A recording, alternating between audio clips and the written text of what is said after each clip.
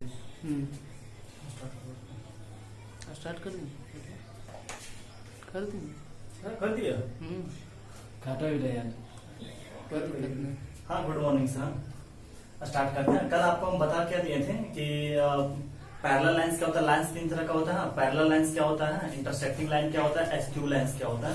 Askew lines बताए थे कि ना वो क्या रहे पैरेलल रहे और ना ही वो क्या रहे इंटरसेक्टिंग लाइन रहे, और वो स्पेस में यूं पाया जाता है ना, इस टाइप का लाइन होता है ना, वो इंटरसेक्ट होता है ना, क्या होता है पैरेलल होता है ना। तो आज हम ये पहचानेंगे कि आपका देखिए दो लाइन का इक्वेशन दे रखा है। दो लाइन का इक्वेशन दे रखा है, तो अब ये पहचाना है कि ये लाइन एस्क्यू लाइन है या जो भी है, हाँ पैरेलल है क्या है। अब बोल रखा है साथ ही कोप्लेनर भी ये करने के लिए। तो आपको बताए थे कि पैरेलल लाइन और इंटरसेक्टिंग लाइन, हाँ वो हमेशा क्या रहता है कोप्लेनर होता है, जबकि एस्क्यू लाइन क्या होता है कोप्लेनर नहीं होता है। तो यानी कि ये दोनों लाइन को या तो हम पैरेलल साबित कर दें या इंटरसेक्टिंग साबित कर दें। हाँ तो अच्छा बताइए कि जो L1 के स्थान पे जो यहाँ पे लिखा हुआ है ये पॉइंट है या वेक्टर है। पॉइंट है, ये भी क्या है पॉइंट है। अच्छा इसमें वेक्टर कौन है, ये और ये। अच्छा जो वेक्टर तो देखते ही पता देगा कि पैरेलल तो नहीं है। क्यों, इसका ये 2 टाइम्स, इसका देखिए कोई टाइम्स करके नहीं है ना, तो वेक्टर देखते ही पता चल जाएगा कि पैरेलल नहीं है। आप यहाँ पता चल रहा है ये वेक्टर आपस में पैरेलल तो नहीं है ना, कोई 2 टाइम्स 3 टाइम्स 4 टाइम्स ऐसा रहता है तब तो कहते हैं उसको क्या कहते हैं कि ये वेक्टर क्या है पैरेलल है चाहे जो है। हाँ तो अब स्टार्ट करते हैं कैसे पता लगाते हैं कि क्या है कैसे है, और कोप्लेनर भी साबित करना है। सबसे पहले क्या करते हैं क्वेश्चन में ही, जैसे ये क्वेश्चन है तो सबसे पहले L1 लिखे, L2 लिखे, उसी को क्या मान लीजिए इक्वेशन फर्स्ट मान लीजिए और क्या मान लीजिए सेकंड मान लीजिए। आप एक बार लिख लीजिएगा, समझ गए। अब हम लोग क्या लिखते हैं कि जनरल पॉइंट्स, हाँ general points of L1 and L2। आपको कल बताए थे जनरल पॉइंट लिखने के लिए। हाँ लेमडा रहे म्यू रहे कुछ भी रहे उससे पता फर्क नहीं पड़ता। हाँ तो जनरल पॉइंट्स ऑफ L1 क्या हो जाएगा, तो L1 का जनरल पॉइंट्स क्या हो जाएगा बाबू 1 प्लस 2 लेमडा, यानी 2 लेमडा प्लस 1 लिख सकते हैं। इसी तरह इसका क्या हो जाएगा -1 और -3 लेमडा। हाँ तो माइनस को कॉमन लेकर क्या करते हैं 3 लेमडा प्लस 1 कर ले। अच्छा यहाँ से क्या आ जाएगा -10 और प्लस 8 लेमडा, तो क्या हो जाएगा 8 लेमडा और -10। ये जनरल पॉइंट किसका हो गया L1 का। अब ये L2 का जनरल पॉइंट क्या हो जाएगा, यहाँ से क्या करते हैं 4 प्लस म्यू, यानी कि म्यू प्लस क्या हो जाएगा 4। यहाँ से क्या हो जाएगा -4 म्यू और -3, तो माइनस कॉमन लेने क्या आ जाएगा 4 म्यू और क्या आ जाएगा +3। और इसी तरह यहाँ से क्या आ जाएगा, यहाँ से आ जाएगा -1 और यहाँ से क्या आ जाएगा 7 म्यू -1। अच्छा ये दो अलग अलग लाइन का क्या है जनरल पॉइंट्स है। अच्छा ये पैरेलल तो नहीं है पहले पता रखा। अब बोला है कोप्लेनर साबित करने के ना, तो क्या हो सकता है कि हो ना हो ये क्या हो कि इंटरसेक्टिंग लाइन हो। तो इंटरसेक्टिंग लाइन का मतलब क्या होता है कि दो लाइन एक ही पॉइंट पे इंटरसेक्ट करता है। जैसे ये वाला देख लीजिए लाइन, हाँ कि दो लाइन क्या करता है एक पॉइंट पे क्या करता है इंटरसेक्ट करता है। तो हम आपसे पूछेंगे कि ये वाला पॉइंट किस लाइन पे है, इस पे की है कि इस पे की है। हाँ तो ये पॉइंट दोनों लाइन पे है, समझ गए। तो अब देखिएगा यहाँ से कि अगर ये दो लाइन क्या है इंटरसेक्ट कर रहा है, तो ये इसका इंटरसेक्शन ये इसका इंटरसेक्शन है। तो अगर जनरल पॉइंट, हाँ अगर एक पॉइंट दोनों लाइन का एक पॉइंट पे इंटरसेक्शन करता है तो ये और ये बराबर होना चाहिए। देखो ना दो लाइन एक ही पे इंटरसेक्ट कर गया ना, तो इसका मतलब इसका x का वैल्यू, इसका y का वैल्यू, इसका z का वैल्यू सब क्या होगा बराबर होना चाहिए। क्लियर है। तो क्या हो जाएगा 4 इंटरसेक्शन, हाँ 4 इंटरसेक्शन, 4 इंटरसेक्शन क्या, हाँ क्या बता रहे थे कि ये क्या होगा पॉइंट दोनों क्या होगा बराबर। तो इंटरसेक्शन के लिए क्या हो जाएगा 2 lambda plus 1 is equal to mu plus 4। हाँ इसका ये और ये बराबर, इसका ये तो माइनस माइनस कैंसिल कर देते हैं। हाँ ऐसे बराबर करेंगे माइनस माइनस करके यहाँ से क्या हो जाएगा 3 lambda plus 1 is equal to 4 mu plus 3। और यहाँ से क्या हो जाएगा 8 lambda -10 is equal to 7 mu -1। अब क्या करते हैं लेमडा म्यू में क्या करते हैं रिलेशन बना लेते हैं। क्या हो जाएगा 2 lambda minus mu is equal to क्या हो जाएगा 3। इसको मान लेते हैं इक्वेशन थर्ड। हाँ यहाँ से क्या हो जाएगा 3 lambda -4 mu is equal to क्या हो जाएगा ये 2 के बराबर हो जाएगा। इसको मान लेते हैं इक्वेशन 4। अब यहाँ से क्या हो जाएगा 8 lambda -7 mu is equal to ये 10 इधर गया तो क्या हो जाएगा 9। इसको मान लेते हैं इक्वेशन 5। अब क्या करें तीनों इक्वेशन को सॉल्व करके, हाँ 3 4 5 तीन में से कोई दो को लेकर हम लेमडा और म्यू का वैल्यू निकाल सकते हैं। आप जिसको भी दो लीजिए, हाँ फिर उसके बाद कीजिए इसको कोई तीसरा में जाकर क्या कीजिए, सेटिस्फाई कर दीजिए, कोई भी तीसरा, मान चलिए इसको लेकर लेमडा का म्यू वैल्यू निकाल दिए, हाँ, तो फिर इसको सेटिस्फाई करवा दीजिए, समझ गए। तब क्या होगा, अब यहां सोल्व कर लेते हैं। हम क्या कर लेते हैं, इसको और इसको ले लेते हैं, हाँ, फ्रॉम 3 and 4 से, हाँ, फ्रॉम 3 and 4 से क्या करते हैं, लेमडा म्यू वैल्यू निकालने के लिए क्या करेंगे, 3 2 जा 6, यानी इसको 3 मल्टीप्लाई कर लेते हैं हम, तो यानी क्या हो जाएगा, इक्वेशन 2 को 3 से और माइनस कर देते हैं इक्वेशन 4 को किससे मल्टीप्लाई कर दें, 2 से, सही है। इसको 3 से करते हैं, क्या हो जाएगा, 6 lambda minus 3 mu is equal to क्या हो जाएगा, 9, और माइनस कर देते हैं इसको 2 क्या हो जाएगा, 6 lambda minus 8 mu is equal to क्या हो जाएगा, 4, हाँ, और माइनस प्लस माइनस, हाँ, ये कैंसिल हो गया, यानी कि मतलब कि यहाँ से वैल्यू क्या आ गया इसका, यहाँ से क्या आ गया, 5 म्यू इज इक्वल टू क्या हो गया, 5, यानी म्यू का वैल्यू क्या हो गया, 1। देन लेमडा का वैल्यू क्या आ गया, यहाँ किसी में पुट कर दीजिए, यहाँ म्यू का वैल्यू क्या आ गया, 1, तो म्यू का वैल्यू 1 आता है, लेमडा का वैल्यू 2 हो जाएगा, लेमडा का वैल्यू क्या आ गया, 2। अब क्या करते हैं, फ्रॉम 5 से, अच्छा, अगर इसको और इसको सॉल्व करके क्या निकाले, 3 और 4 करके लेमडा और म्यू का वैल्यू निकाले। अब क्या करते हैं, इसमें 5th में क्या करते हैं, सेटिस्फाई करवा देते हैं। अगर ये सेटिस्फाई हो गया, हाँ, तो समझो कि इंटरसेक्टिंग लाइन है, समझ गया। तब क्या होता है, इंटरसेक्टिंग लाइन है। अगर इंटरसेक्टिंग लाइन है तो क्या होगा, कोप्लेनर भी कहला जाएगा, हाँ। तब इसके बाद बोला है कि अगर इंटरसेक्टिंग लाइन है तो बताइए कि इंटरसेक्शन पॉइंट क्या होगा, हाँ। तो अब देखते हैं सेटिस्फाई करता है कि नहीं। तो क्या करते हैं, फ्रॉम 5 से, हाँ, फ्रॉम 5 से क्या करते हैं, यहाँ क्या 8 lambda minus 7 mu is equal to क्या दिया रखा है, 9। तो लेमडा का वैल्यू कितना है, 2, यानी कितना हो गया, 16, और यहाँ पर क्या हो गया, 7, म्यू का वैल्यू 1 था ना, इज इक्वल टू 9, तो 9 इज इक्वल टू 9 हो गया। लिख सकते हैं हेंस इट इज, अगर सेटिस्फाई कर गया तो क्या कहलाता है, इंटरसेक्टिंग लाइन कहलाएगा, hence it is intersecting line and it is also coplanar. ये बात समझ में, आपको कल नोट करके लिखा है कि इंटरसेक्टिंग लाइन और पैरेलल लाइन क्या होता है, कोप्लेनर होता है। अच्छा, अब बोल रखा है कि अगर इंटरसेक्टिंग है तो find their point of intersection. हम लोग point of intersection general point को ही तो बोले हैं। तो आप अगर लेमडा का वैल्यू यहाँ रख दीजिए या म्यू का वैल्यू यहाँ रख दीजिए, दोनों से सेम पॉइंट ऑफ इंटरसेक्शन आएगा, क्योंकि इसको माने क्या, यही तो पॉइंट ऑफ इंटरसेक्शन है। तो क्या करते हैं हम लोग निकालते हैं यहाँ से, हाँ, पॉइंट ऑफ इंटरसेक्शन निकालते हैं। तो पॉइंट ऑफ इंटरसेक्शन निकालने के लिए क्या करेंगे, put lambda is equal to क्या है, यहाँ put lambda is equal to 2 in क्या कर देते हैं, फर्स्ट है ना, क्या है ये, चाहे L1 में कर देते हैं, हाँ, चाहे L1 में कर देते हैं। L1 तो क्या आ जाएगा, यहाँ से लेमडा का वैल्यू 2 रखते हैं, क्या आ जाएगा, L1 का पॉइंट क्या आ जाएगा, पॉइंट ऑफ इंटरसेक्शन, लेमडा का वैल्यू 2 रखते क्या आ जाएगा, 5, लेमडा का वैल्यू 2 रखते हैं 6, एक 7, यानी -7 हो जाएगा। और यहाँ क्या आ जाएगा, लेमडा का वैल्यू 2 रखते हैं 16, यानी क्या आ जाएगा, 6। ये क्या हो गया, अपना दो लाइन जो इंटरसेक्ट कर रहा था, ये वाला क्या आ गया, अपना पॉइंट ऑफ इंटरसेक्शन। अगर म्यू का वैल्यू 1 रखते तब पर भी वही आता। देखिए, म्यू का वैल्यू 1 रखिए, 5 मिल रहा, म्यू का वैल्यू 1 रखिए, कितना आ गया, 4, 3, 7 और -7। म्यू का वैल्यू 1 रखिए, 7 - 1 6। हाँ, तो क्यों, ये तो लाइन इस तरह था ना, इस तरह से, ये आपको पहले बोल रखे, यही तो पॉइंट ऑफ इंटरसेक्शन है, यही तो अपना क्या है, पॉइंट ऑफ इंटरसेक्शन आया है, जो इसके बराबर आया था। तो दोनों पॉइंट बराबर होने का मतलब क्या हुआ था, इसीलिए तो देखा ना, इसको बराबर किया, क्यों, दोनों बराबर था। हाँ, तो पॉइंट ऑफ इंटरसेक्शन होने का मतलब ये वाला पॉइंट पूछेंगे कहाँ है, तो बोलेंगे कि दोनों बराबर पर ही तो रहेगा। हाँ, ये L1 पर भी है और L2 पर है, और सेम पॉइंट ऑफ इंटरसेक्शन होगा। समझ गए, ये अपना आंसर हो गया। कैसे कोप्लेनर बोले, हाँ, जब दो लाइन से क्या करेंगे, 2 पॉइंट ये वेरिएबल से लेमडा और म्यू को जब किसी और थर्ड में पुट कर देंगे, अगर वो बराबर हो जाएगा तो बोलेंगे कि इंटरसेक्टिंग लाइन है, और साथ ही साथ ये क्या है, कोप्लेनर है। पैरेलल हम लोग सर यहाँ से ही पहचान लेंगे, समझ गए। पैरेलल लेमडा कुछ टाइम्स हो जाएगा, कुछ टाइम्स इसका हो जाना चाहिए, चाहे माइनस में हो जाए या प्लस में हो जाए, कुछ टाइम्स अगर हो जाता है तो हम लोग उतना ज्यादा बनाने की जरूरत भी नहीं। अगर प्रूफ करने बोलेगा तो प्रूफ कर देंगे, बट देखते ही पैरेलल को पता चल जाना चाहिए। हाँ, चलिए नेक्स्ट क्वेश्चन करते हैं।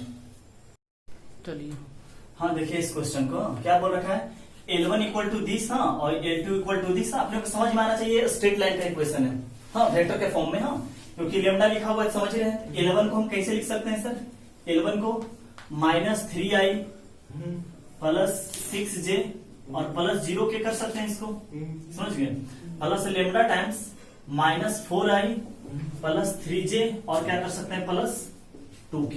सही है।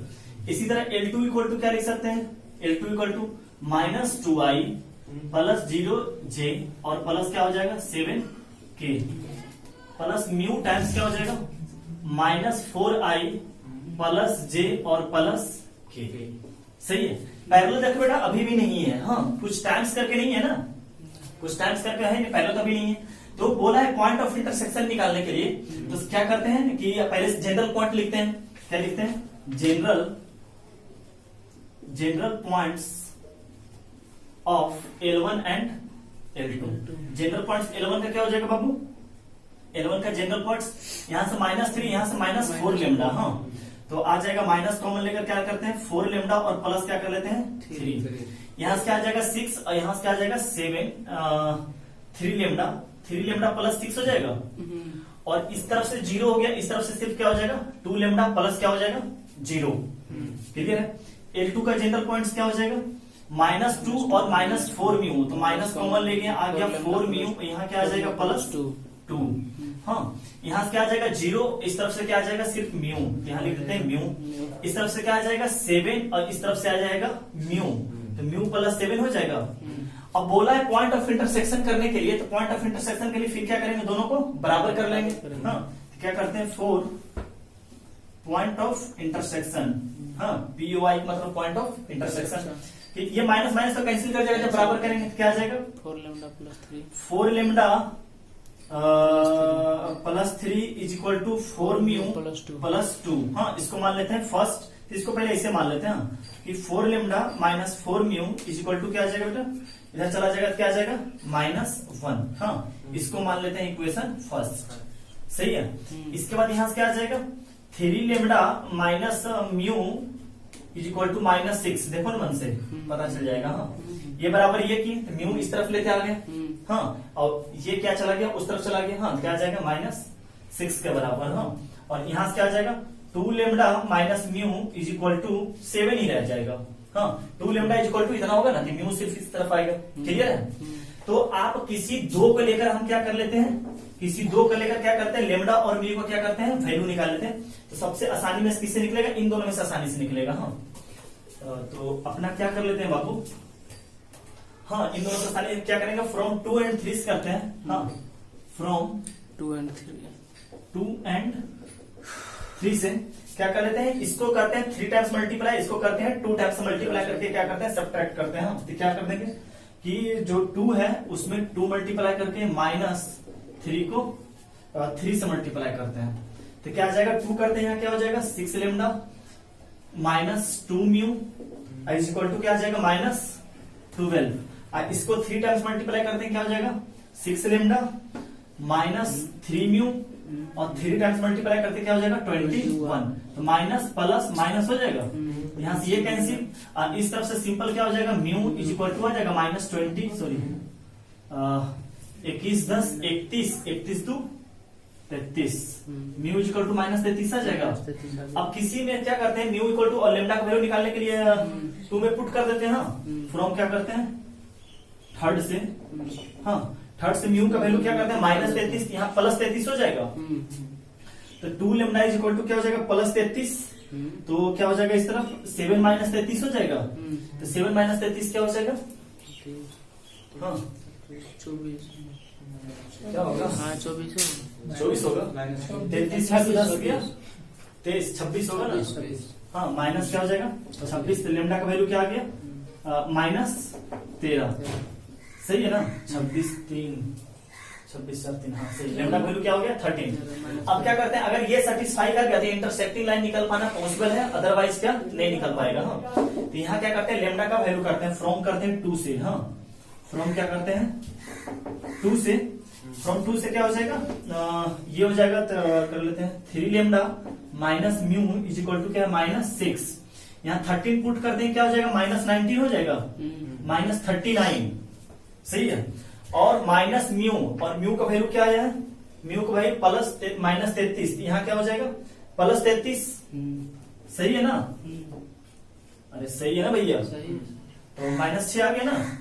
सही है ना जी, म्यू का वैल्यू 33, यहाँ +33 और 39। माइनस 6 तो आ ही गया ना, तो -6 इक्वल टू -6। तो हम यहाँ पे क्या लिखने हैं, लिख लीजिएगा आप लोग, हाँ बोल देते हैं, hence it is intersecting line and also it is coplanar. इसे पूछा नहीं है, फिर भी स्टेटमेंट क्या कर दीजिए, लिख लीजिए।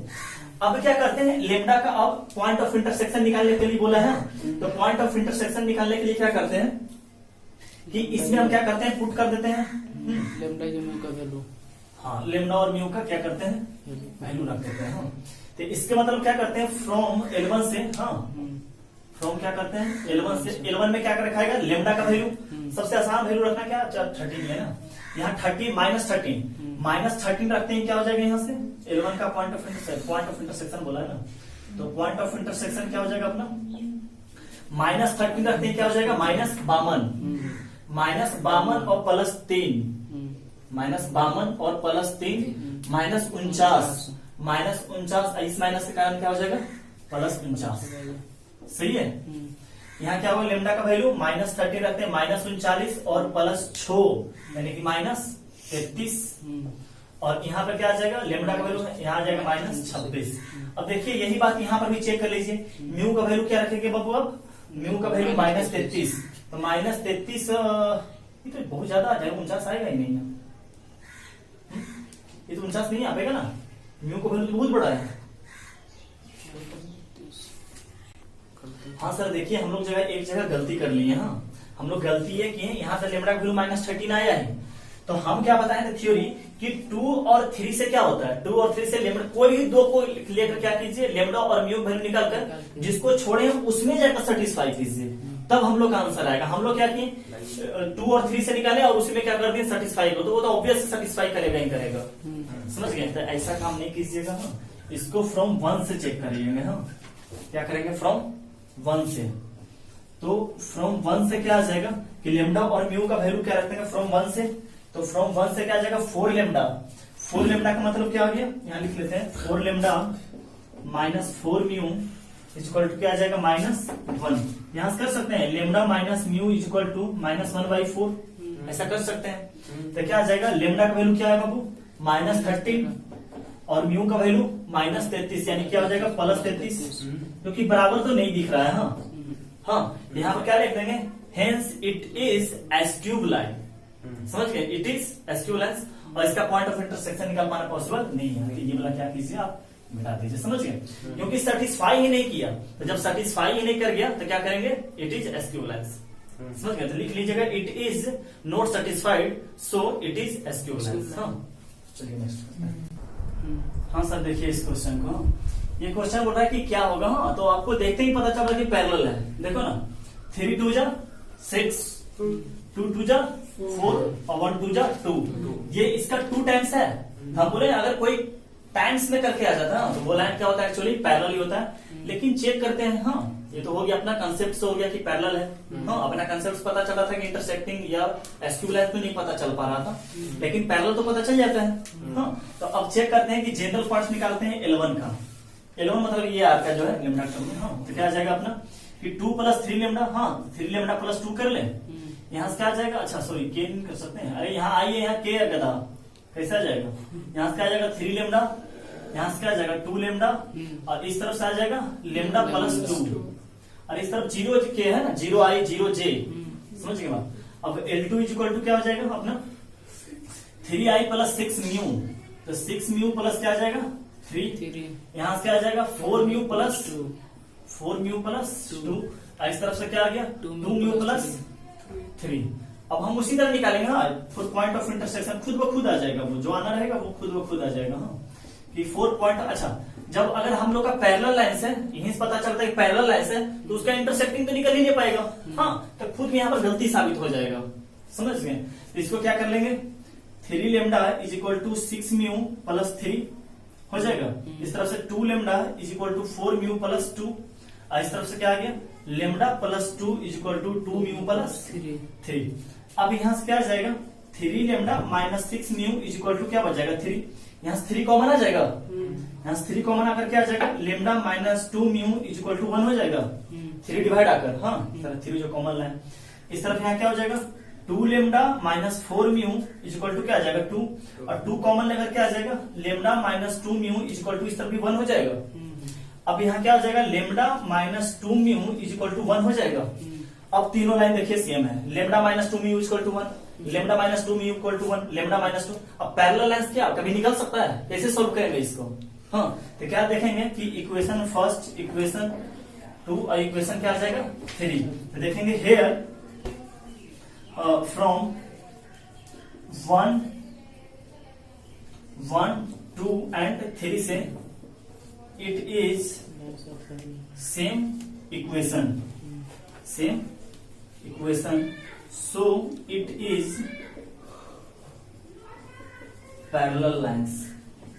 हाँ, ये क्या हो गया अपना पैरेलल लाइंस हो गया। हाँ, अब पैरेलल लाइंस के साथ ही साथ ये आइडेंटिकल लाइंस भी हो गया। आइडेंटिकल क्या मतलब कि एक लाइन, हाँ 2 लाइन दिख गया दूसरा लाइन, और ये भी क्या हो गया तीसरा लाइन। हाँ, तो पैरेलल लाइंस यहाँ फर्स्ट में करके लिख लीजिए आइडेंटिकल लाइंस, आइडेंटिकल लाइंस। चलिए नोट कीजिए, नेक्स्ट करते हैं। देखिए यहाँ कोलिनियरिटी ऑफ पॉइंट्स क्या होता है। अब कोलिनियर हम लोग जानते हैं कि 3 पॉइंट्स क्या होता है एक साथ होता है। तो मान चलिए एक वेक्टर का इक्वेशन दे रखा है आपको। हाँ, अब बोल रहा है कि ये वेक्टर का इक्वेशन देने का मतलब ऐसा होगा कि कुछ टाइम्स ए वेक्टर होगा, हाँ कुछ स्केलर टाइम्स बी वेक्टर होगा, और कुछ स्केलर टाइम्स क्या होगा सी वेक्टर इज इक्वल टू 0 अगर रहता है। हाँ, और ए बी सी क्या रहता है कोलिनियर होता है। इसका मतलब क्या होता है कि वेक्टर ए और वेक्टर बी और वेक्टर सी का कोएफिशिएंट का जब ऐड करेंगे तो वो होना क्या होना चाहिए वो 0 होना चाहिए। जैसे यहाँ देखिए क्या है, वेक्टर ए, वेक्टर बी और वेक्टर सी 3 अलग अलग वेक्टर है, समझिए। और क्या है, तीनों वेक्टर जो है एक ही लाइन पे है, एक स्ट्रेट लाइन पे है। हाँ, तो क्या होता है 3 points are said to be collinear if there exist scalar x y z. हाँ, कोई स्केलर वेरिएबल नहीं है ये, हाँ कोई स्केलर एक्स वाई जेड है जो तीनों एक साथ 0 नहीं है कि एक्स भी 0 है, वाई भी 0 है और जेड भी 0 है, ऐसा नहीं है, समझ रहे हैं। इफ एंड ओनली इफ अगर ये वेक्टर बन पाता है, कुछ टाइम्स ये बोल रहे हैं ना, कुछ टाइम्स ए वेक्टर, कुछ टाइम बी वेक्टर और कुछ टाइम सी वेक्टर। हाँ, इसे ठीक से बता देते हैं कि 3 वेक्टर है, हाँ एक ही लाइन पे लाई कर रहा। और 3 वेक्टर इस कदर लिखा हुआ है कि कुछ टाइम्स ए वेक्टर, हाँ कुछ टाइम्स बी वेक्टर और कुछ time c vector is equal to क्या है 0। तो तीनों का कोएफिशिएंट का सम क्या होना चाहिए 0 होना चाहिए अगर कोलिनियर है तो। 3 वेक्टर अगर कोलिनियर है तो तीनों का कोएफिशिएंट का सम क्या होना चाहिए 0, और साथ ही साथ तीनों एक साथ 0 नहीं होना चाहिए कि एक कुछ टाइम जो ए वेक्टर ऐसा आ गया, हाँ 0 a vector plus 0 b vector plus 0 c vector, ऐसा भी नहीं होना चाहिए कि 0 0 0 हो जाना चाहिए, कुछ कुछ रहना चाहिए। हाँ, तभी जाकर क्या कहलाएगा ये कहलाएगा। था वही बोल रखा है कि 3 points are said to be collinear if exist a scalar not all simultaneously 0 if and only. हाँ, अगर ये बनता है, हाँ ये बनता है कि ए बी सी कोलिनियर है, हाँ तो कुछ टाइम्स एक्स, कुछ टाइम वाई और कुछ टाइम जेड। हाँ, अगर इतना इक्वल टू 0 है then 100% coefficient of x plus coefficient of a plus coefficient of b plus coefficient of c का सम क्या होना चाहिए 0 होना चाहिए। हाँ, इसको देखो इस बात से यहाँ क्या करते हैं साबित करते हैं कि अगर तीनों वेक्टर क्या है एक ही लाइन पे तो ए बी हाँ पैरेलल टू ए सी हो जाएगा, करनी तो a b equal to lambda times a c हो जाएगा। तो क्या हो जाएगा position vector of b minus position vector of a is equal to क्या हो जाएगा position vector of c minus position vector of a. तो पोजीशन वेक्टर ऑफ बी क्या है बी माइनस ए, हाँ is equal to position vector of c minus a, क्या हो जाएगा सी माइनस ए हो जाएगा यहाँ। अब देखिए इसको बनाते हैं, क्या आ जाएगा b vector minus a vector is equal to क्या आ जाएगा लेमडा सी वेक्टर आ जाएगा, और यहाँ से क्या आ जाएगा माइनस लेमडा ए वेक्टर। इसको इस तरफ लेते आ जाए प्लस करके तो क्या आ जाएगा इसको इस तरफ लेमडा ए वेक्टर आ जाएगा इस तरफ, और minus a lambda sorry a vector, यहाँ क्या कर लेते हैं प्लस बी वेक्टर और minus lambda c vector is equal to 0। देखते हैं यहाँ से जब ए को कॉमन लेंगे क्या आ जाएगा लेमडा माइनस 1 ए वेक्टर आ जाएगा। तो देखिए कुछ टाइम्स ए वेक्टर प्लस कुछ time b vector plus, plus minus बात की बात है, लेमडा का वैल्यू प्लस माइनस कुछ भी हो सकता है, लेकिन प्लस करके कुछ टाइम्स क्या है सी वेक्टर।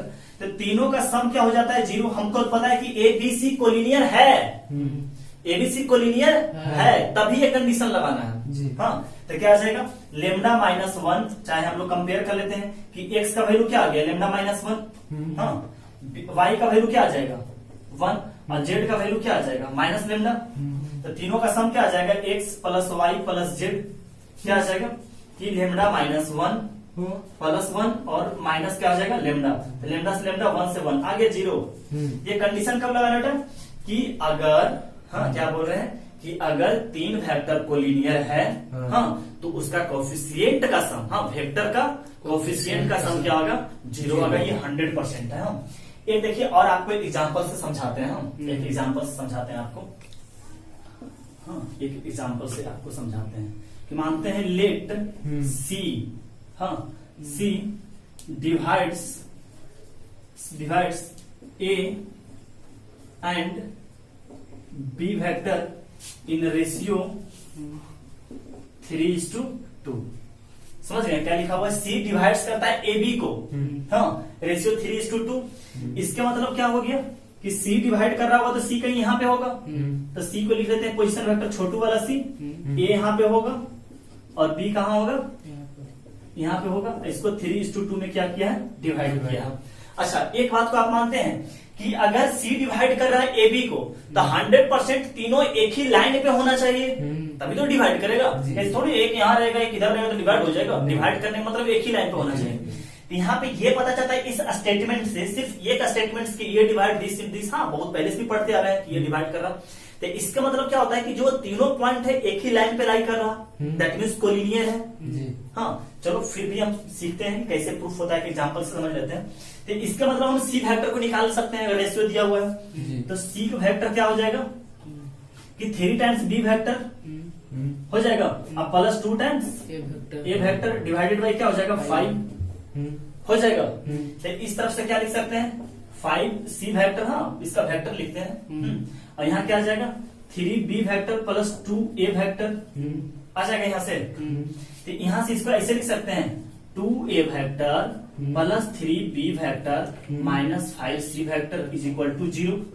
हाँ अच्छा आपने तो फिर बार बार बोल रहे हैं क्या, आपको बार बार हम क्या बोल रहे हैं कि अगर कोई पॉइंट किसी दो पॉइंट को डिवाइड कर रहा तो वो 100% एक ही लाइन पे होगा तभी डिवाइड होगा कर रहा। अगर एक ही लाइन पे है तो वो कोलिनियर है। तो देखते हैं यहाँ पर एक रिलेशन बन गया एबीसी में, एबीसी में रिलेशन बन गया। क्या कैसा रिलेशन बन गया बेटा कि ए बी और सी तीनों एक साथ आ गया है, हाँ इक्वल टू कुछ करके 0 टाइम्स है। हाँ अब देखिए इसका कोफिशिएंट का सम 100% 0 होना चाहिए। क्यों, क्योंकि आप ही तो बोले हैं कि कोलिनियर है, तो कोलिनियर अगर है तो तीनों का रिलेशन क्या होना चाहिए, ये रिलेशन बन गया। इसका कोफिशिएंट का सम क्या होना चाहिए, देखो इसका कोफिशिएंट का सम 0 हो रहा 2 प्लस 3 माइनस 5, हाँ से 5 माइनस 5 आ गया 2 प्लस 3 माइनस 5 यानी 5 माइनस 5 इक्वल टू क्या आ गया 0। हाँ तो hence it is collinear. Example से भी आपको समझ में आ गया। अच्छा यहाँ पर क्या है, ये लीनियर कॉम्बिनेशन है। लीनियर कॉम्बिनेशन क्यों बोले, क्योंकि ए बी सी हमारा क्या है वेक्टर जिसमें पावर क्या है 1 है। हाँ तो लिख सकते हैं इसमें ऐसे एरो देकर लिख लीजिएगा linear combination of vector A vector B and vector C. समझ गए। और कोफिशिएंट 0 होने का मतलब क्या होता है, तीनों वेक्टर कभी मान चलिए इसी तरह वेक्टर दे दिया, हाँ अब देखते हैं कि अच्छा 3 वेक्टर अलग अलग वेक्टर है और तीनों का कोफिशिएंट का सम 0 है। तो याद रखिएगा तीनों का वेक्टर का कोफिशिएंट सम 0 है, इसके मतलब तीनों वेक्टर हाँ क्या है कोलिनियर है। जैसे मान चलिए सब कुछ नहीं दे रखा है, सब कुछ नहीं दे रखा है, आपको सीधा देखिए ये दे रखा है, मान चलिए ये चलिए होगा नोट में क्वेश्चन ही होगा। चलिए आगे बढ़ते हैं।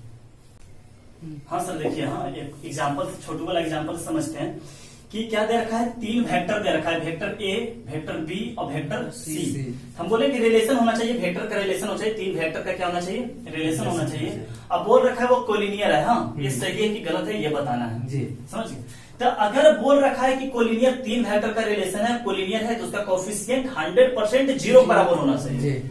तो क्या बोल रखा लेमडा प्लस म्यू और यहाँ से क्या जाएगा माइनस लेमडा और माइनस म्यू हो जाएगा, लेमडा से लेमडा म्यू से म्यू इक्वल टू क्या हो गया 0। तो hence it is collinear, that means क्या हो गया ट्रू हो गया। समझ गए कि तीन फैक्टर का क्या होना चाहिए, रिलेशन होना चाहिए। और बोल रखा है कि कोलिनियर है तो तीनों का कोफिशिएंट का सम क्या होना चाहिए, 0 होना चाहिए। याद रहेगा? ये तो कभी कभी क्वेश्चन दे भी सकता है। हाँ बिल्कुल देगा, क्यों नहीं देगा, देखो एक क्वेश्चन तो दे रखा है ना। हाँ देगा, क्यों नहीं देगा। हाँ अब देखिए क्या बोल रखा है कि यहाँ पर क्वेश्चन में कि साइन, एक बार खुद से ट्राई जरूर कीजिएगा इसको सर, हम खुद से एक बार ट्राई जरूर आप लोग कीजिएगा, उसके बाद ही मेरा आंसर मिलाइएगा आप लोग। क्या बोल रखा है कि sine square theta a vector 2 sine theta b vector और plus c vector equal to 0, यानी कि फिर से, हाँ यानी कि फिर से क्या दे रखा है, तीन वेक्टर का रिलेशन दे रखा है। हाँ लीनियर कॉम्बिनेशन है, लीनियर कॉम्बिनेशन हम बोले थे कि लीनियर कॉम्बिनेशन लीजिए, लीनियर कॉम्बिनेशन की पावर 1 ही रहना चाहिए। देखो ना ए पर पावर कितना है 1, बी पर पावर कितना है 1, सी पर पावर कितना है। अगर स्क्वायर आ जाएगा देखिएगा तीन वेक्टर का रिलेशन है तो फिर वो काम नहीं करने वाला है। मान चलो ये आ गया जैसे कि sine square theta a vector का स्क्वायर, हाँ चाहे कुछ स्क्वायर करके आ जाएगा तो फिर ये नहीं काम करेगा। लीनियर कॉम्बिनेशन होना चाहिए। हाँ यहाँ पर आपका ये लिखा हुआ है ना, आपको बोले होंगे जहां लीनियर कॉम्बिनेशन वहां पे जरूर लिख लीजिएगा linear combination of vector A vector B vector C. हाँ तो यहाँ पे देखिए लीनियर ही है, तीन वेक्टर का सम 0 बराबर दे रखा। If point A B C, यानी जो वेक्टर ए बी सी है उसका पॉइंट होगा ए बी सी। हाँ माने वेक्टर ए कॉस्ट में करके लिखते हैं ना A B C are collinear, ये बोल रखा है कि ये कोलिनियर है, देन फाइंड द, अगर कोलिनियर है, ये क्वेश्चन वाला बोल रखा है कि अगर कोलिनियर है तो तीनों का कोफिशिएंट का सम क्या होगा 0। लिखते हैं कि we know that if vector A vector B vector C are collinear then sum of its coefficient will be 0। ये लिख सकते हैं। तो यहां से क्या हो जाएगा बाबू, sine square theta plus 2 sine theta plus 1 is equal to 0। हाँ और थीटा का वैल्यू 0 से 2 पाई बीच में ही होना चाहिए। हाँ अच्छा यहाँ देखिए ये साइन थीटा प्लस 1 के होल स्क्वायर दिखाई दे रहा है आपको, ये सब तेजी से दिखाई देना चाहिए। देखिए ना साइन स्क्वायर ए स्क्वायर प्लस बी का होल स्क्वायर ब्रेक कीजिए ना, आ जाएगा। इसका मतलब 2 इधर से आएगा तो इधर रूट चढ़ेगा तो 0 का रूट 0 ही हो जाएगा, यानी कि over sine theta plus 1 equal to क्या होगा 0। तो साइन थीटा इक्वल टू क्या आ गया -1। तो थीटा का वैल्यू क्या रखिएगा कि -1 आ जाए।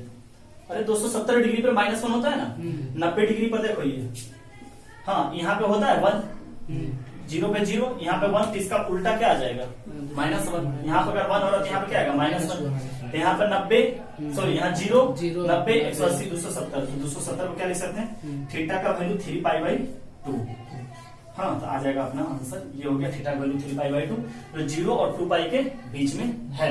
चलिए नेक्स्ट क्वेश्चन करते हैं। हाँ सर देखिए इस क्वेश्चन को जो हम लोग सीखे हैं उसी का एप्लीकेशन यहाँ पे यूज करते हैं। क्या बोल रखा है, a transversal cut the side OL OM and diagonal of ON, diagonal जो है ON है, ऑफ अ पैरेललोग्राम। सबसे पहले क्या करते हैं सर, हम लोग पैरेललोग्राम बना लेते हैं। पैरेललोग्राम बना लेते हैं तो क्या हो जाता है अपना,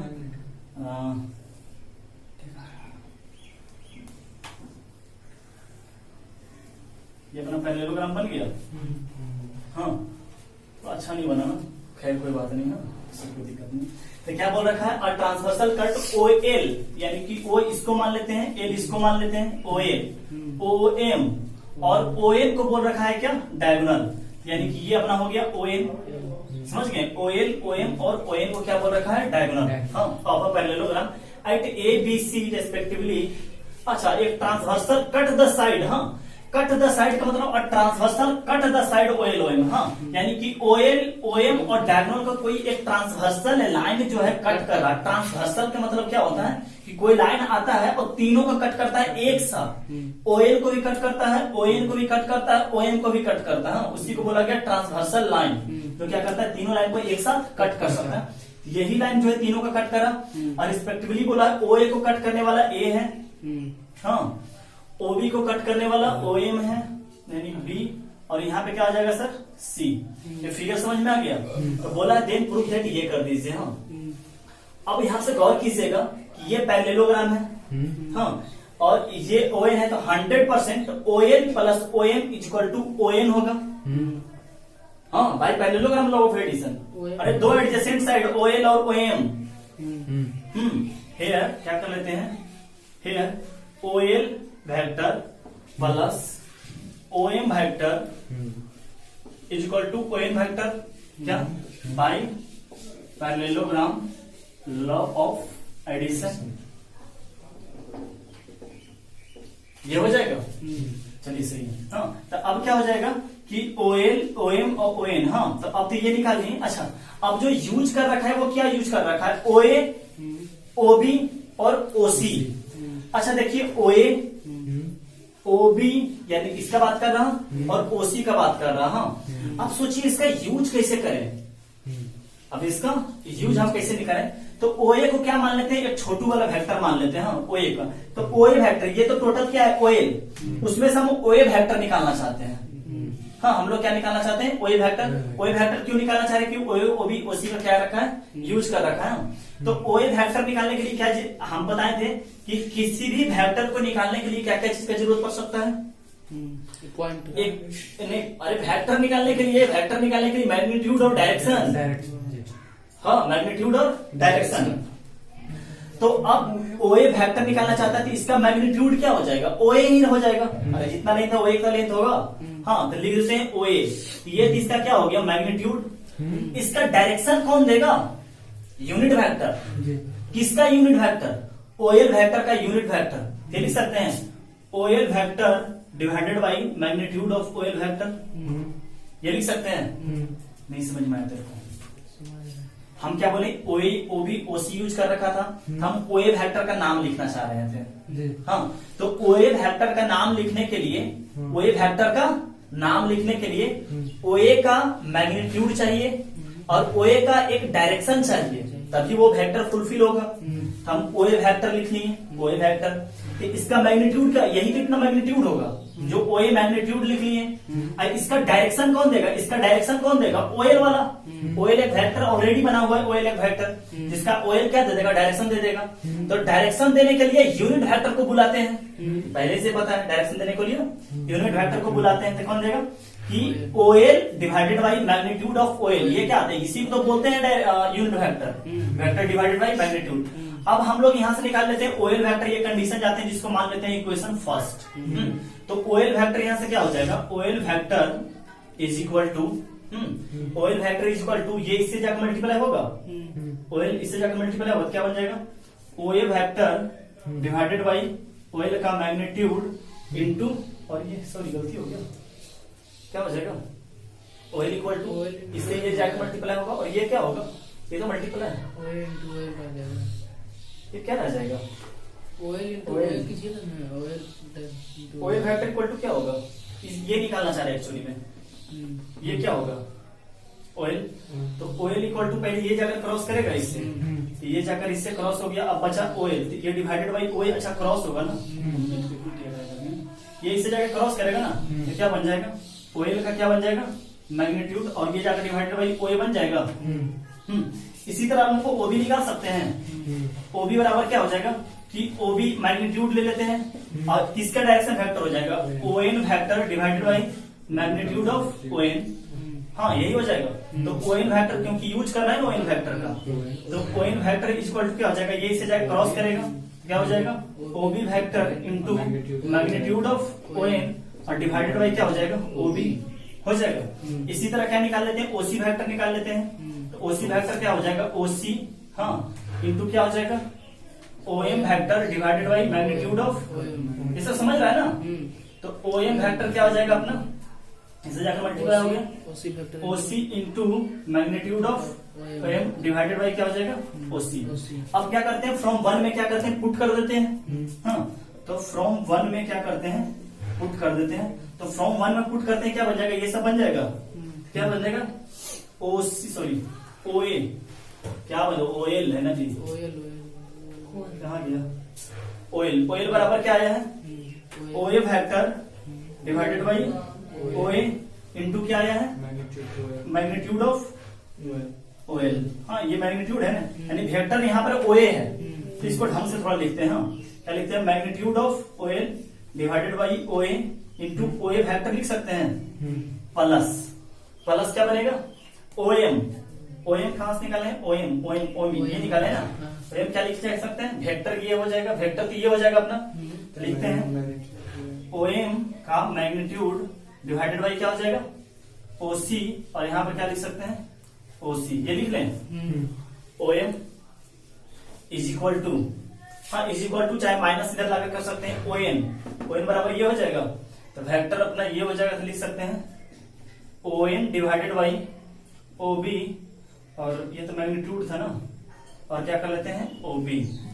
अच्छा अब देखिए यहाँ पे वेक्टर किसके किसके बना है, OA OB और OC, यानी कि OA OB और OC, इसमें ABC एक ही लाइन पे लाई कर रहा है, तीनों एक ही लाइन पे लाई कर रहा है, समझो ना। इसको इस तरफ माइनस करके देख लो, हाँ इसको इस तरफ माइनस करके देख लो, हाँ तो क्या पता चल जाएगा, हेयर लिखते हैं, here OA vector OB vector and OC vector are collinear, ये होगा कोलिनियर। बिकॉज क्यों होगा कोलिनियर, क्योंकि ABC lie on the same line. देखो ना OA होने का मतलब क्या है, OA होने का मतलब क्या है, position vector of A minus, ये तो ओरिजिन है ना, तो ABC तो लाई कर गया ना, क्या हो गया OA OB OC are collinear because ABC lie on the same line. हाँ तो क्या होगा, OA OB और OC क्या कर गया, एक लाइन पे लाई कर गया, तो इसका ये सम क्या हो जाएगा, 0 बराबर हो जाएगा। तो क्या हो गया, इसका सम 0 होने बराबर क्या होता है, ये इस तरफ अगर माइनस करके देखिएगा तो आपको कैसे नजर पड़ेगा, this divided by this plus this divided by this is equal to this divided by this. नजर पड़ गया आपको, प्रूफ हो गया ना, हाँ हो गया ना, कि जैसी करेंगे इस तरह इसका क्या होगा, ये प्लस ये, हाँ तो ये हो गया, ये प्लस ये OM बाई, यहाँ पर OC है, OM पे जहाँ पे OB होगा OM, कुछ गलती हो गया क्या, वहाँ पर सी वहाँ पर भी होना चाहिए था सूर्य। हाँ एक्चुअली में सर हम लोग गलती यहाँ पे कर लिए, हाँ इसके स्थान पर B होना चाहिए, सही है ना ये जी, और इसके स्थान पर क्या होना चाहिए C। देखिए क्या बोल रखा है, OM के स्थान पर A होना चाहिए, सही है, OM के स्थान पर B होना चाहिए, OM यहाँ है तो बीच वाला यहाँ पे है, हाँ सही, तो आप लोग सुधार लीजिएगा इसके अनुसार, हाँ और इसको क्या कर लीजिएगा, प्रूफ कर लीजिएगा। हाँ चलिए नेक्स्ट करते हैं। हाँ सर अब देखिए हम लोग पढ़ते हैं क्या कि difference between parallelogram and rhombus. हाँ तो ऐसे ये सब हम लोग का टॉपिक ये नहीं है, हाँ बस इसलिए क्योंकि इंटरनल एंगल और एक्सटर्नल एंगल बाइसेक्टर पढ़ने वाले हैं, इसलिए पहले ये समझते हैं कि इंटरनल या एक्सटर्नल एंगल बाइसेक्टर आता कहाँ से है, किसका पढ़ते हैं और क्यों पढ़ते हैं। समझिए हम लोग रोम्बस या पैरेललोग्राम पढ़ने वाले हैं, उन दोनों का डिफरेंस नहीं पढ़ने वाले हैं। डिफरेंस ऑब्वियस बात है कि आप लोग जानते ही है, हाँ समझ गए, तो वो चीज हम लोग पढ़ने वाले नहीं है, बस क्या है कि बेसिकली क्या है कि कहाँ से आता है इंटरनल एंगल बाइसेक्टर वो सीखते हैं हम। तो पैरेललोग्राम क्या होता है सर, ये पैरेललोग्राम है, ये अपना क्या है रोम्बस है। हम लोग जानते हैं कि पैरेललोग्राम का अपोजिट साइड इक्वल और क्या होता है पैरेलल होता है, और जबकि इसमें क्या होता है सब साइड क्या होता है रोम्बस में इक्वल होता है। क्लियर है, तो इसमें देखिए दिखाते हैं, दोनों हम करते हैं कंपेयर, हाँ कि अगर ये और ये तो दोनों दो एडजेसेंट साइड दोनों क्या होता है अनइक्वल होता है, अनइक्वल होता है पैरेललोग्राम के अंदर, जबकि रोम्बस के अंदर क्या होता है कि दो एडजेसेंट साइड क्या होता है इक्वल होता है। अगर हम पैरेललोग्राम का डायगोनल बनाते हैं, ये वाला अपना क्या हो गया डायगोनल, तो दोनों एंगल जो बनेगा अलग अलग बनेगा।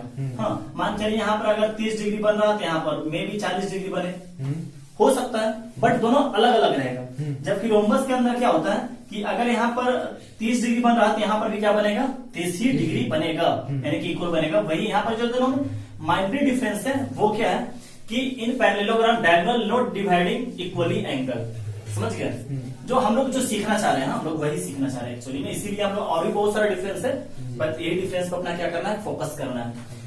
इन rhombus diagonal dividing equally angle बता चुके हैं। So rhombus gives internal angle bisector या इंटरनल, यहाँ पर एंड कर ले, हाँ एंड कर ले यहाँ पे, एंड एक्सटर्नल एंगल बाइसेक्टर, यानी कि अगर इक्वल यहाँ पे एंगल हो रहा है, तो हम लोग क्या पढ़ने वाले इंटरनल एंगल बाइसेक्टर पढ़ने मतलब क्या कि अगर यहाँ पर इक्वल एंगल बना रहा है रोम्बस के अंदर, इसके अंदर नहीं बना रहा, तो जो हम लोग का इंटरनल एंगल बाइसेक्टर बनेगा या एक्सटर्नल एंगल बाइसेक्टर बनेगा वो रोम्बस का डायगोनल ही बनता है। समझिए, कभी भी हम लोग इंटरनल एंगल बाइसेक्टर या एक्सटर्नल एंगल बाइसेक्टर निकालेंगे तो हम बोलेंगे निकाल तो लेंगे, उसको रोम्बस से कोई मतलब नहीं है, लेकिन मन ही मन जानेंगे कि ये किसका डायगोनल है, रोम्बस का क्या डायगोनल है, पैरेललोग्राम का नहीं। अच्छा, रोम्बस के डायगोनल क्यों बना, क्योंकि वहीं पर से इक्वल क्या हुआ एंगल बन पाया। समझ गए, तब हम लोग हेडिंग क्या लिए कि internal and external angle bisector. हम लोग समझ लिए यहाँ से क्या आया, इंटरनल और एक्सटर्नल एंगल बाइसेक्टर आ गया। तो हम लोग का रोम्बस के अंदर पर फोकस करना है। तो रोम्बस का क्या करते हैं, रोम्बस का दो एडजेसेंट साइड को लेते हैं हम लोग ले लिए दो एडजेसेंट साइड, समझ गए, एक ये ले लेते हैं और एक ये ले लेते हैं, समझ गए। तो अगर दो इसको पैरेलली शिफ्ट कर सकते हैं, हाँ, तो ये बना पूरी तरह से पैरेललोग्राम बन गया। अरे पैरेललोग्राम नहीं, टाइप्स ऑफ पैरेललोग्राम, रोम्बस बन गया बिल्कुल। हाँ, तो मानते हैं ये वाला वेक्टर अगर ए है और ये वेक्टर अपना क्या है, बी है, तो ये भी वेक्टर है, ये वेक्टर बी है, ये तो जानते हैं पैरेललोग्राम के अंदर, हाँ, कि पैरेललोग्राम का दो ही एडजेसेंट साइड रहता है। तो बताइए ये वाला क्या है, ये वाला एंगल बाइसेक्टर बोलो। हाँ, आज डायगोनल नहीं बोलना, आज के दिन डायगोनल मत बोलना, ये क्या बोलना कि इंटरनल एंगल बाइसेक्टर है। हाँ, तो अगर ये इंटरनल एंगल बाइसेक्टर है तो बताओ इसको नाम दे दिए सी वेक्टर। तो बताओ सी वेक्टर किसके बराबर होगा, sum of a vector plus sum of b vector by parallelogram law of addition. हाँ, तो बोलेगा पैरेललोग्राम तो है ही नहीं। अरे भैया उसी का टाइप से तो है तो पैरेललोग्राम का बेटा है, वो बाप है, इसका ही टाइप्स है। रेक्टेंगल वगैरह क्या है, सब उसका टाइप्स ही तो है, समझ गए। ये क्या हो गया, तो अपना ये लिख सकते हैं कि अच्छा अब जो हम लोग सीखने वाले हैं एक्चुअली में कि जो हम लोग इंटरनल, ये तो सिर्फ बहाना था पढ़ने का, हाँ, कि रोम्बस से आपको कंपेयर कर रहे थे। एक्चुअली में जो हम लोग सीख रहे हैं कि इसका हम ये जो इंटरनल एंगल बाइसेक्टर है, ये डायगोनल वगैरह हम लोग नहीं सीख रहे हैं, हम लोग इससे कंपेयर करके सीख रहे हैं ताकि आपको फॉर्मूला याद रहे जी, समझ गए। तो क्या है जो इंटरनल एंगल बाइसेक्टर है ये वाला, हाँ, इंटरनल, इसका नाम देते हैं इंटरनल एंगल बाइसेक्टर। हाँ, इंटरनल एंगल बाइसेक्टर, समझ गए। तो ये जो है ये इसका सम है, हाँ, और इसका ये क्या करते हैं कि ये ए वेक्टर, इसका हम क्या करते हैं, ये इतना जो है हम इसका यूनिट वेक्टर निकालते हैं। है तो वेक्टर ए, लेकिन इसको मन की आंखों से देखेगा तो अगर इसका हम यूनिटी वेक्टर सिर्फ निकालना चाहते हैं, यूनिट वेक्टर क्यों निकालना चाहते हैं, ये लेंथ और ये लेंथ बराबर है, हाँ, तो किसी का मैग्नीट्यूड तो नहीं पता अपने को, इसका मैग्नीट्यूड तो अपने को नहीं पता, हाँ, तो एंगल बाइसेक्टर मान चलो अगर एंगल बाइसेक्टर किसी दिन निकालेंगे तो हम इतना बड़ा निकाल लेंगे, इधर भी भाग सकते हैं, हाँ, एक्सटर्नल बाइसेक्टर इधर भी निकाल सकते हैं, हाँ, इसलिए मैग्नीट्यूड पर अपने को फोकस नहीं करना है, एंगल बाइसेक्टर के मैग्नीट्यूड पे फोकस नहीं करना है। तो अगर मैग्नीट्यूड पे फोकस ही नहीं करना है तो तुम यूनिट वेक्टर ले लो जी, हाँ, क्योंकि यूनिट वेक्टर का याद रहता है कि लेंथ वन ही होता है। ऐसे देखो ए हमेशा वेरी करते रहेगा, बी हमेशा वेरी करते रहेगा, ये बात समझ रहे हैं, ये वेरी करते रहेगा, हाँ। तो अब हम लोग एंगल बाइसेक्टर, हम लोग डायगोनल थोड़ी पढ़ रहे हैं, हम लोग एंगल बाइसेक्टर का पर इसके अनुसार ये भी वेरी करते रहेगा, समझ रहे बात को। लेकिन इसको फॉर्मूला डेराइव करने के लिए क्या करते हैं, इसको ले लेते हैं यूनिट वेक्टर, हाँ, तो अपने को सी वेक्टर इक्वल टू क्या आ गया, A cap plus B cap लगा लें, ये तो अपना क्या हो गया, यूनिट वेक्टर हो गया, हाँ, जो डायगोनल से लिखी है। अब इसको लगा देते हैं कुछ लेमडा टाइम्स। लेमडा टाइम्स क्यों निकालनी है कि मान के चलो ए प्लस बी, तो ये तो इसका मैग्नीट्यूड कितना नहीं है, 1 1, हो सकता है ये बहुत ज्यादा हो जाए, बड़ा हो जाए, कम हो जाए, हाफ हो जाए, 4 गुना हो जाए, 5 गुना हो जाए, 6 गुना होगा, हाफ हो जाए, 1/4 हो जाए, अपने को क्या पता। तो इसीलिए इसको क्या ले लिए, लेमडा टाइम्स ले लिए। यही अपना क्या बन गया, एंगल बाइसेक्टर बिटवीन, हाँ, यही अपना क्या बन गया, एंगल बाइसेक्टर, समझ गए। ये अपना क्या बन गया, ये हो गया angle bisector, angle internal angle bisector, हाँ, इंटरनल, ये हो गया इंटरनल एंगल बाइसेक्टर, हाँ, लिख लीजिएगा अच्छा से, एंगल बाइसेक्टर। अच्छा, अब हम लोग क्या सीखते हैं, एक्सटर्नल एंगल बाइसेक्टर, समझ गए। लेमडा वगैरह क्यों लेंगे, इसका मैग्नीट्यूड क्यों लिए, क्यों मैग्नीट्यूड अपने को पता नहीं रहता, हाँ, इसलिए यूनिट वेक्टर निकलिए, हाँ। अब इसको क्या करते हैं, हल्का इधर बढ़ा देते हैं, देखिएगा, हाँ, ये इसको, इसका इस वेक्टर का नाम क्या है, अरे इस वेक्टर का नाम क्या है, इसको हल्का बढ़ा दिए तो अरे माइनस ए वेक्टर, हाँ, तो यहां से देखिए ये वाला दिख रहा है आपको, ये वेक्टर, ये इसका क्या हो गया, एक्सटर्नल एंगल बाइसेक्टर हो गया, समझ गए। ये वाला क्या हो गया, आप लोग लिख लीजिएगा नोटिस से एरो करके, एक्सटर्नल एंगल बाइसेक्टर यहाँ पे लिख लीजिएगा, क्लियर है। अच्छा, अब बताइएगा कि ये भी अगर इसको पैरेलली शिफ्ट किया जाए, इसको पैरेलली यहाँ शिफ्ट कर दें, हाँ, इसको पैरेलली यहाँ शिफ्ट कर देते हैं, इसको पैरेलली यहाँ शिफ्ट कर देते हैं, ये किसका, ये दो एडजेसेंट साइड, इसका ये हो गया, इसका ये समेशन हो जाएगा, ये क्या बन जाएगा, b माइनस ए हो जाएगा।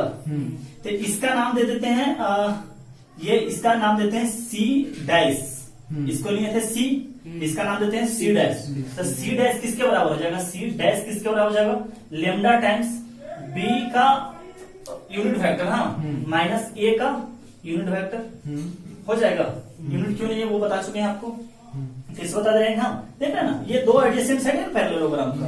हाँ, तो इसका क्या हो जाएगा, हम लोग बस आते माइनस वगैरह नहीं जानते, माइनस वगैरह नहीं जानते हम, तो इसका सम की ये अलग बात है कि माइनस ए है, ये सम ही है, लेकिन ये अलग। तो सीख है कि इंटरनल एंगल बाइसेक्टर क्या होता है, रोम्बस का क्या होता है, रोम्बस का क्या होता है, डायगोनल होता है। वो तो सीखने का सिर्फ बहाना था।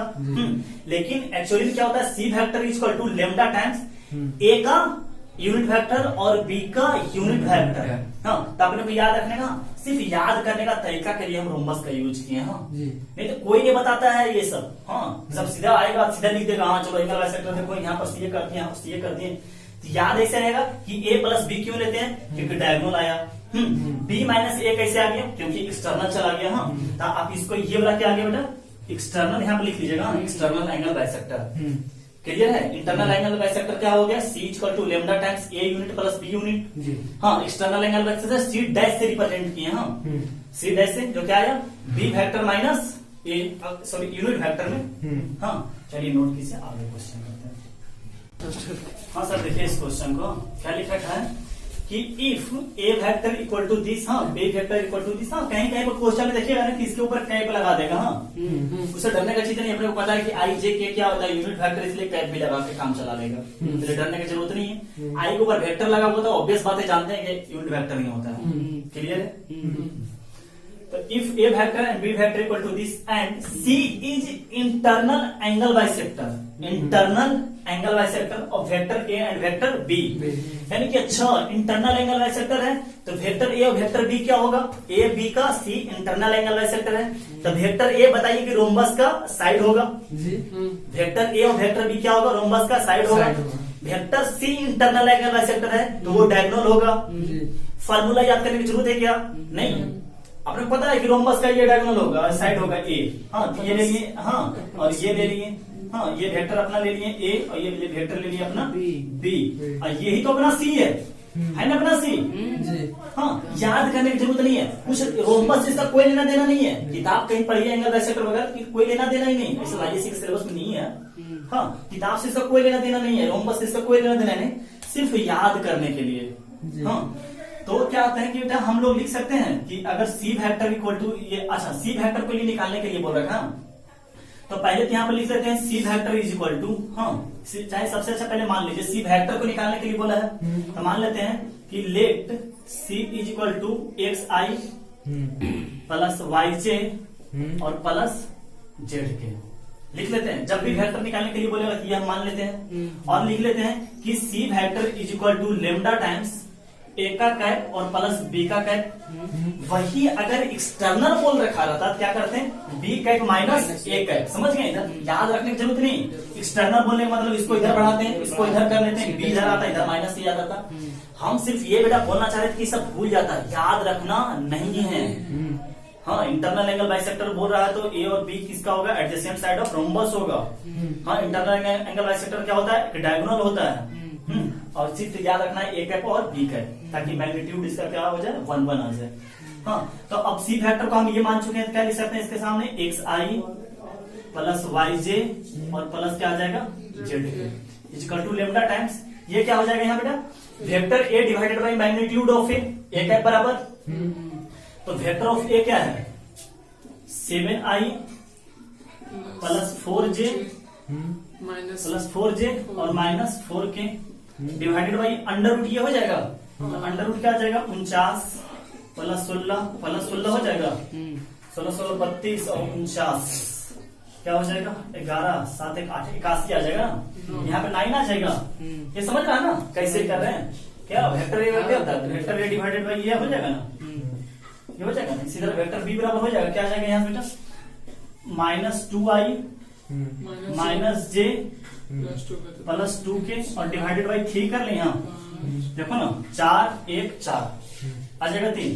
तो यहाँ से क्या कर लेंगे हम लोग, एक्स आई प्लस वाई जे और plus Z K is equal to lambda times, यहाँ 9 एलसीएम ले लें, यहाँ ये कट गया और यहाँ 3 टाइम्स मत में आ जाएगा, यहाँ -6 बन जाएगा। ये क्या हो जाएगा, 7i और -6, यहाँ क्या आ जाएगा, सिंपल आई आ जाएगा।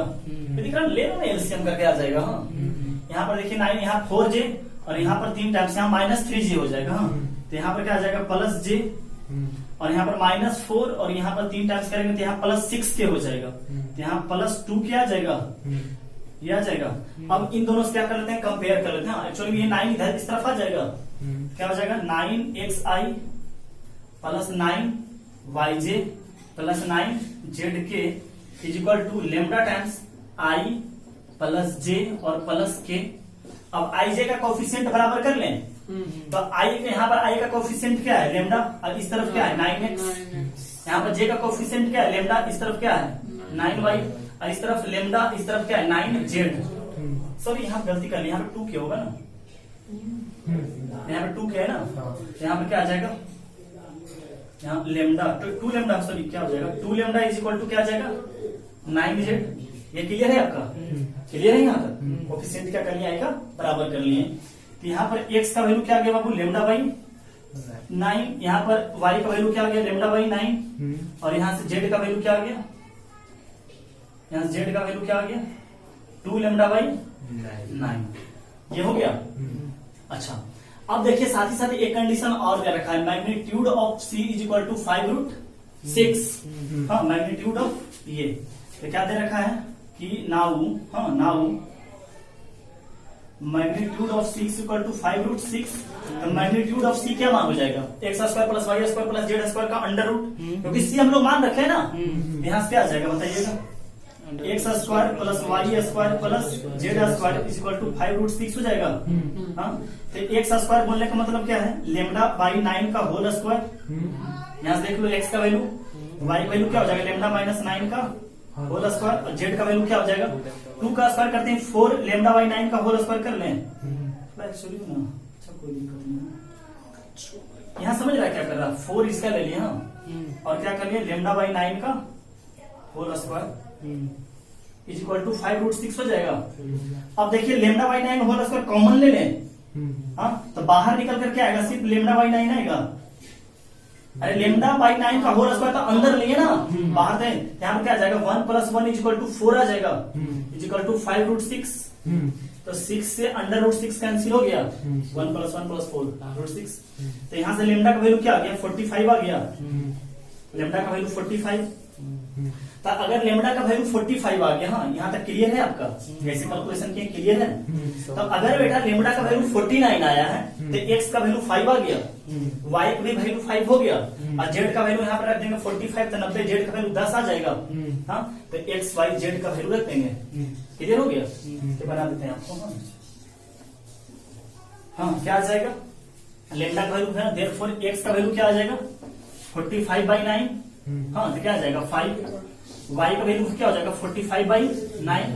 देखो ना y का वैल्यू क्या है लेमडा बाई 9, तो क्या हो जाएगा 45/9 लेमडा का वैल्यू आया। ये भी क्या हो जाएगा 45 और z का वैल्यू क्या हो जाएगा 2 × 49, 2 × 49 डिवाइडेड बाई 9। ये 5 टाइम्स कैंसिल हो गया, यानी कितना आ गया 10।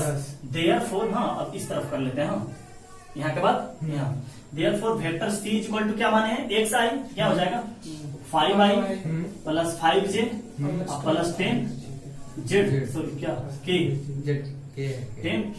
ये अपना क्या हो गया बाबू आंसर हो गया। हाँ चलिए सर इसको नोट कीजिए, हाँ आगे बढ़ते हैं। कितना मिनट हुआ? चलिए, हाँ सर, हम लोग अब स्टार्ट करने वाले हैं मल्टीप्लीकेशन ऑफ वेक्टर।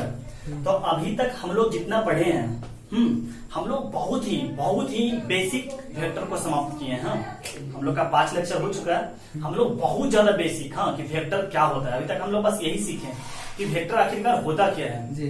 हाँ, अब वेक्टर का हम लोग एडिशन तो जानते हैं, एडिशन वो a + b वाला, i + i वाला, j + j को, जैसे 7i उधर हुआ, दो वेक्टर का सम और सब्ट्रैक्ट सब जानता है जी। अब हम लोग मल्टीप्लीकेशन सीखने वाले हैं, यही सबसे इंपॉर्टेंट है। तो हम लोग जब आगे का वेक्टर का नक्शा है, हाँ वो यही पढ़ना है अपने को। स्केलर प्रोडक्ट या डॉट प्रोडक्ट पढ़ना है, वेक्टर प्रोडक्ट पढ़ना है, हाँ स्केलर ट्रिपल प्रोडक्ट पढ़ना, वेक्टर ट्रिपल प्रोडक्ट पढ़ना है। हाँ, तो इसका क्या है कि मल्टीप्लीकेशन ऑफ 2 वेक्टर में सबसे पहले 2 वेक्टर का मल्टीप्लीकेशन सीखेंगे हम लोग, समझ गए। मल्टीप्लीकेशन ऑफ वेक्टर में सबसे पहले 2 वेक्टर का मल्टीप्लीकेशन सीखेंगे, फिर उसके बाद 3 वेक्टर का मल्टीप्लीकेशन सीखेंगे। हाँ, तो 2 वेक्टर के मल्टीप्लीकेशन में उसको 2 पार्ट में डिवाइड किया हुआ है। क्या, एक स्केलर प्रोडक्ट या उसी को बोला जाता है डॉट प्रोडक्ट। हाँ, ये दो वेक्टर का, अभी 3 का भूला जाइए। पहले 2 का सीखेंगे डॉट प्रोडक्ट या स्केलर प्रोडक्ट, फिर 2 का ही क्रॉस प्रोडक्ट या वेक्टर प्रोडक्ट। तो स्केलर या डॉट प्रोडक्ट, इसके बाद 2 वेक्टर का ही वेक्टर प्रोडक्ट या क्रॉस प्रोडक्ट, ये 2 का खत्म हुआ। फिर इसके बाद 3 का सीखेंगे डॉट प्रोडक्ट और 3 का ही क्रॉस प्रोडक्ट, हाँ, जिसको बोला गया scalar triple product, scalar triple product, और ये क्या हुआ वेक्टर ट्रिपल प्रोडक्ट। और इतना ही पे अपना चैप्टर भी समाप्त हो जाएगा। अपने को ये टॉपिक पढ़ना है, अपने को ये टॉपिक पढ़ना है, अपने को ये टॉपिक पढ़ना है, अपने को ये टॉपिक पढ़ना है। यानी कि अभी तक 5 लेक्चर हो गया अपना, हाँ, और सब पर मान लीजिए कम से कम 55 दिन में अगर पढ़ते हैं तो 20 क्लास और 5 25 क्लास। तो इससे तो उतना ज्यादा 25 क्लास तो नहीं जाना चाहिए, बट देखते हैं, हाँ, क्योंकि कहीं से कोई कम नहीं होने जा रहा। जितना ज्यादा पढ़ाया जाए, हाँ, और आराम से पढ़ते ना, आपको एक एक चैप्टर को लेकर पढ़िए। हाँ, ऐसा नहीं कि वेक्टर इतना चला गया, हम लोग बहुत इंपॉर्टेंट पार्ट वेक्टर का पढ़े हैं। हाँ, अब हम लोग इस चैप्टर को स्टार्ट करेंगे, फिर इसको समाप्त करेंगे, फिर इसको स्टार्ट करेंगे। हाँ, आपने वो 4 चैप्टर इसके अंदर पढ़ना है। हम लोग अब स्टार्ट करते हैं डॉट प्रोडक्ट या स्केलर प्रोडक्ट, ये फर्स्ट पार्ट। तो सर हम लोग यहाँ से कल से स्टार्ट करते हैं। हाँ, तब तक के लिए आप पढ़िए। हाँ, और एक बात और, आप लोग एनसीईआरटी के अंदर जितना भी चैप्टर है, हाँ, जो भी पता नहीं कौन सा पॉइंट में, हाँ, तो उसका पॉइंट 1 बना लीजिए और पॉइंट 2 बना लीजिए, इधर अपना भर लीजिएगा। कौन पॉइंट में है वेक्टर, समझ गए? तो इसमें क्या होगा जब पॉइंट 2, इसमें तो ये तो बहुत आसान है। आप अगर चैप्टर नहीं पढ़ाए रहते तब पर भी बताओ कि कौन वेक्टर है कौन स्केलर है, ये वही तो बकवास चैप्टर है। हाँ, इसको पॉइंट 1 को लेकिन बनाना है, ऑब्जेक्टिव में भी पूछते। हाँ, पॉइंट 2 में जितना भी तक जितना सब टाइप पढ़ा, इक्वल वेक्टर, कोलिनियर वेक्टर, हम इसमें 2-3 क्वेश्चन डायरेक्शन कोसाइन पे होगा, इस तरह करके लिखा हुआ होगा, डायरेक्शन कोसाइंस। तो इस टाइप का क्वेश्चन को आपको नहीं बनाना है, वो छोड़ दीजिएगा। इसको हम वेक्टर क्लास में पढ़ेंगे, चाहे देखेंगे, पढ़ेंगे तो पढ़ेंगे, तो फिर 3D में पढ़ाएंगे। हम एक्चुअली जो डायरेक्शन कोसाइन टॉपिक है ये 3D का ही है। तो आप लोग पॉइंट 1 और पॉइंट 2 क्या कर लीजिए, वेक्टर का समाप्त कर लीजिए। उसके आगे मल्टीप्लीकेशन ऑफ वेक्टर नहीं है, तो उस टॉपिक में कोई दम नहीं है कि एक्सरसाइज 1 में, हाँ सॉरी 1 में और 2 में बहुत आसान है। एग्जाम्पल विथ एक्सरसाइज, उम्मीद करते हैं कि आप डिटर्मिनेंट मैट्रिसेस का एग्जाम्पल, एक्सरसाइज, मिसलेनियस वगैरह सब बना लिए होंगे। समझ गए? अगर नहीं बनाए होंगे सर तो कुछ किया नहीं जा सकता। ये सिंपल कीजिएगा और क्या। जो भी सीबीएसई का बच्चा है, ये बच्चा है, जो भी बच्चा है, एनसीईआरटी कंप्लीट कर लो भैया। समझ गए? ठीक है सर।